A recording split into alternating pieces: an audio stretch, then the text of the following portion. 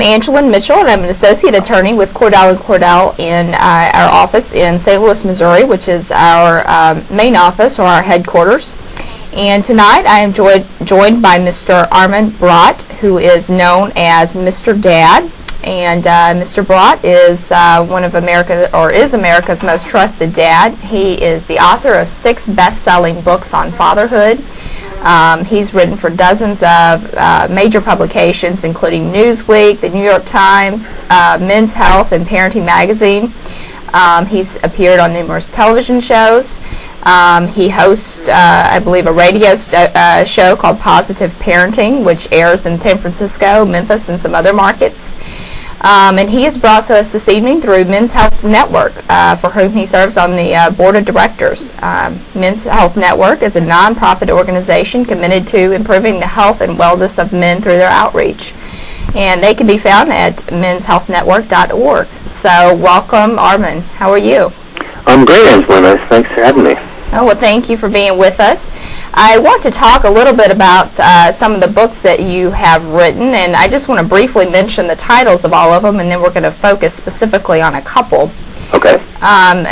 The books that Mr. Brott has written are The Expectant Father, The New Father, Toolbox for New Dads, Fathering Your Toddler, Father for Life, The Single Father, and Throwaway Dads.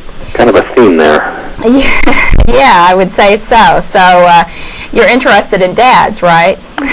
Yeah, I got interested in dads pretty much a couple of months before I became one myself. I was looking around for resources or some sort of information that would kind of help guide me into my new role, and there wasn't anything. So I started kind of keeping track of my thoughts and writing things down and sending off sort of snippy essays to various places. And eventually that became the first book, The Expectant Father. And the response was so pleasantly nice to that one that we went on with the next book, the first year book.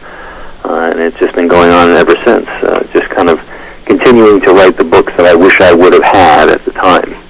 When was that you wrote your first book? The first book, The Expectant Father, the first edition of it came out in '95.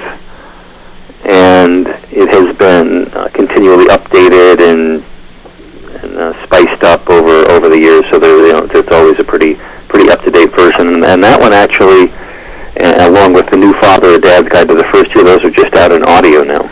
Oh, great. Yeah. Have you found over the past 13 years that there's been development of other programs for expectant fathers? You know, not enough. That's the thing. I think the good thing is that there's been some change over the time that I've been doing this, and we're going to talk about Throwaway Dads a little bit later on, which kind of chronicles a lot of the things that I think are kind of wrong with the way we as a society handle fathers. But there hasn't been enough change, and that's kind of why I keep working at this, is that I think that we as a society, men and women individually, the justice system, everybody really needs to take a good hard look at what's going on and figure out why it is that we're not making the same sort of advances with fathers as we have with other groups. Right. And you mentioned Throwaway Dads. I want to move into a discussion of that because, as you know, Cordell & Cordell specializes mainly in helping dads through the divorce process. And so we have a lot of fathers out there who are divorcing or have already divorced and therefore deal with a lot of issues that go along with that. So could you tell us a little bit about Throwaway Dads and what it's about? Well, the subtitle of the book pretty much says what it is. The subtitle is The Myths and Barriers That Keep Men from Being the Fathers They Want to Be. And we kind of go through as much as we can of the entire world, I guess. I mean, we start off with myths about fathers, specifically that they're biologically unfit, that somehow mothers are naturally better parents than fathers are. And it turns out, when looking at the research there, that there's really nothing to back that up at all. There's no question that women are better at having babies, and certainly women are better at breastfeeding than men are. There's no question about that. But other than that, they're pretty much on the same level. There have been all sorts of studies that were done about looking at how brand new parents interact with their brand new babies, and the mothers and fathers, they cuddled and cooed and held their babies in very much the same way.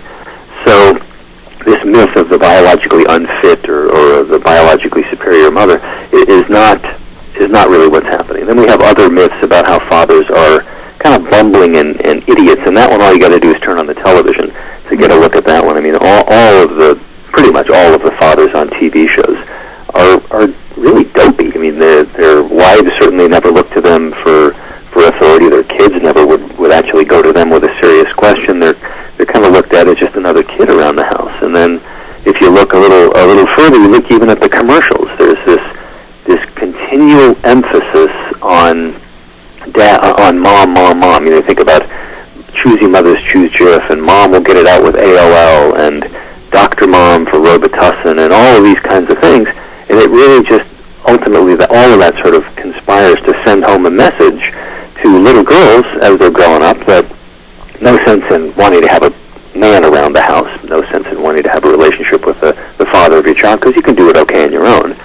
And it sends a message to little boys saying, no sense in aspiring to be an involved father because people are just going to laugh at you anyway. So that's two chapters. And then we also talk about, let's see, what else do we talk about? We talk about the judicial system, which kind of is apropos to your practice, and how the fact that women generally get primary or sole custody, and how that affects men to be taken all of a sudden from being in a situation where they are involved with their kids on a daily basis, not perhaps super involved for long periods of time, but they're working, they're contributing to the family, they know that they have a presence, they know that they have some authority and some meaning in the child's life, and then all of a sudden they get relegated off to every other weekend and a Wednesday afternoon, and they don't know what to do, how that affects them. And we also talk about the men's movement and the women's movement, and how both of those have really gone wrong. We've got as far as I'm concerned, the women's movement started off with Betty Friedan looking at trying to get men more involved, and how by encouraging men to be involved, that would help women, and that's exactly right. Except what has happened is, as the women's movement has progressed, it's become more and more radical, and so you have a situation where women are countering any sort of joint custody legislation. They're coming out with continually hammering on fathers as being abusive or mistreating their children, and fighting against any sort of joint custody, which is not a good thing. It's a terrible thing for women. They don't quite get that by removing the father from the child's life, they're also making it impossible for them, the women, to have any other life outside of the children. And then the men's movement has not been particularly good either. We've got a bunch of organizations that sort of look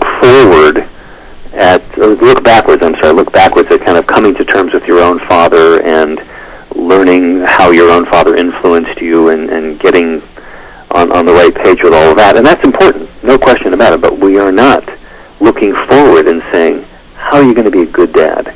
If you had a bad relationship with your father, how are you going to overcome that? If you had a good one, how can you implement that in your own child's life? And how can you be the dad that you want to be?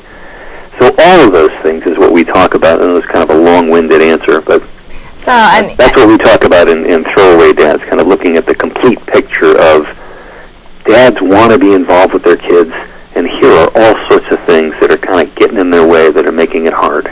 Okay, so to sort of, I guess, summarize a little bit of what you said is, what you're saying is that the father's role in children's lives these days, which is still not as good as it should be, is sort of a result of several different factors, including the media, commonly held stereotypes, mother's actions, and a father's actions, too. Is that? Oh, absolutely, yeah, and I didn't mean to. I always have to make sure that I mention that one twice, the father's actions. Is at the end of the book, last chapter, we've got a whole bunch of action items that we would like to have taken care of, and we've got them for men, we've got them for women, we've got them for society as a whole, and advertisers. And number one on the list for men is, don't just sit around waiting for somebody to come over and make you a better father. Get off your butt and do something. Right. You're going to have to do it. You're going to have to stand up and say, no, honey, I can take care of that baby. Or you're going to have to talk to your lawyer about, you really want to have joint custody, and don't just walk away because you think it'll, if you don't, you'll get a bad deal, or you'll alienate the judge or something. You need to stand up for what you want and what you need. The thrill is gone, baby.